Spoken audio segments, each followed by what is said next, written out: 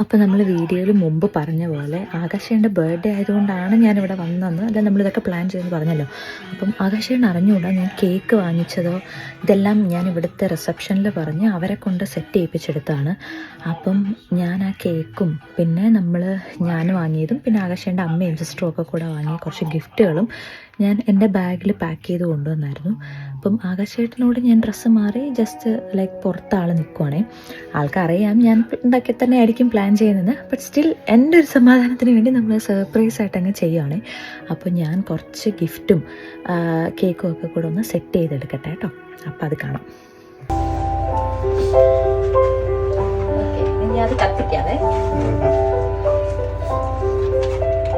Cake cut ചെയ്യുന്ന video ഇതിനകത്തില്ല, കാരണം ഞാൻ വീഡിയോ എടുക്കാനായിട്ട് മറന്നുപോയി. ഫോൺ ഓണാക്കി വെച്ച് വീഡിയോ ഓണാക്കാൻ മറന്നുപോയി.